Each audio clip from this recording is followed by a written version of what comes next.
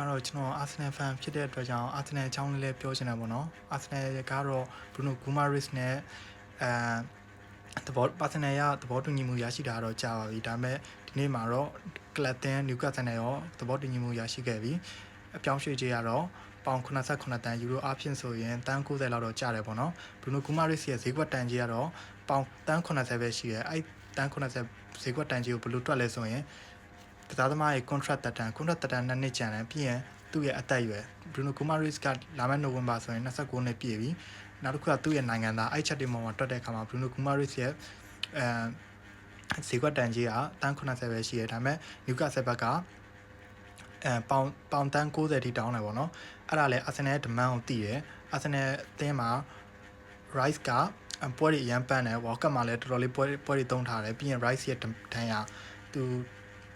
Rice ကမိနစ်60 90မှာဆိုရင်အဲ့လိုပေါင်ကြောကနာကျင်တဲ့ဆိုရဲဒဏ်ရာပေါ့နော်ဒဏ်ရာအသေးစိတ်ကိုတော့ကျွန်တော်မခေါ်ရဘူး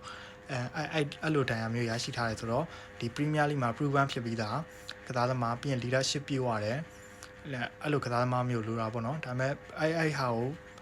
လုပ်ပေးနိုင်တာ Bruno Guimaraes ပေါ့နော် Premier League မှာလည်း proven ဖြစ်တယ်ပြီးရင်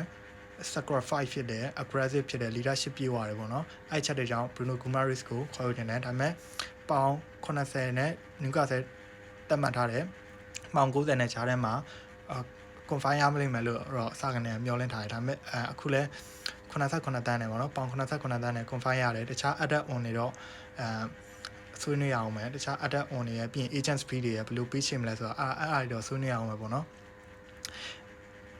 Bruno Guimaraes ကတော့သူအပြောင်းရွှေ့ကို confirm ဖြစ်တဲ့အချိန်ကိုစောင့်နေတယ်အခု Brazil သားတွေဖြစ်တဲ့ Martinelli ဆိုရင် Arsenal နဲ့လာပူးပေါင်းပြီလို့သိရတယ်ဒါပေမဲ့ Bruno Guimaraes က Newcastle နဲ့တွားပြီးမပူးပေါင်းသေးဘူး training camp နဲ့လည်းမဆင်းသေးဘူးဆိုတော့သူ Arsenal ကိုပြောင်းဖို့ confirm ဖြစ်တဲ့အချိန်ကိုစောင့်နေပါတော့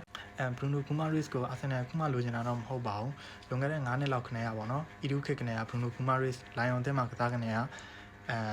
လိုချင်တော့ပေါ့နော်ဒါပေမဲ့အဲ့တော့ Edu ဖြစ်နေတယ်ပြီးတော့ Euro 50နဲ့လိုက်တယ်ဒါပေမဲ့မရခဲ့ဘူးအဲ့တုန်းကတော့ Andrea Bata ဖြစ်နေအဲ့ကနေက Bruno Guimaraes Arsenal ကိုရောက်နေလောက်တယ်ပေါ့နော်ဒါပေမဲ့Euro 50နဲ့ပဲ Lion အသင်းက Newcastle အသင်းကိုရောင်းချခဲ့တယ်အခု9နှစ်ကြာမှာတော့ Newcastle အသင်းက Arsenal အသင်းကိုEuro 90နဲ့ပြန်လဲရောင်းချတာဆိုတော့သူ့ရဲ့ profit က40ရှိတယ်ဒါပေမဲ့Lion အသင်းနဲ့ Newcastle မှာ Bruno Guimaraes ကိုရောင်းချတဲ့အခါဒီ contract ထဲမှာ Bruno Guimaraes ကိုပြန်လဲရောင်းချရင်ဒီ percentage အချိုးမြောက်အချို့ခွဲပေးရမယ်ဆိုတော့အချက်လဲပါတာကြောင့်ဒီအခု Newcastle ရတဲ့ profit ပေါ့နော် profit 40တဲ့ကနေ euro 40တဲ့ကနေပြီးတော့10တန်းကို Lion အသင်းကိုပြန်လဲပေးရမယ်လို့လဲခွဲပေးရမယ်လို့လဲသိရတယ်ဒီအပြောင်းရွှေ့ရတော့Bruno Guimaraes ရဲ့ Arsenal ရဲ့အပြောင်းရွှေ့ရတော့ကစားသမားနဲ့လည်းသဘောတူညီမှုရပြီကလပ်တင်းနဲ့လည်းသဘောတူညီမှုရပြီဆိုတော့အပြောင်းရွှေ့ရဲ့90%လောက်ကအပြီးတက်သွားပြီလို့ပြောလို့ရတယ်ကျန်တဲ့10%ကတော့သူ့ရဲ့ add on တွေပြီးရင် bonus တွေပြီးရင်agent fee တွေပေါ့နော်ကစားသမားကိုရောင်းချတဲ့နေရာမှာဂျာရီရဲ့ချိတ်ဆက်ပြီး agent fee တွေအဲ့ဒါတွေဘယ်လိုကြခံမလဲဆိုတာဆွေးနွေးပြီးရင်တော့အပြောင်းရွှေ့က here we go ဖြစ်ပြီလို့ပြောလို့ရတယ်မကြခင်မှာပဲဒီ David Ornstein လို့ပြီးရင် Fabrizio လို့ပုံကိုယ်တွေစီကနေပြီးတော့ confirmation report တွေတက်လာလိမ့်မယ်လို့ယူဆရပါတယ်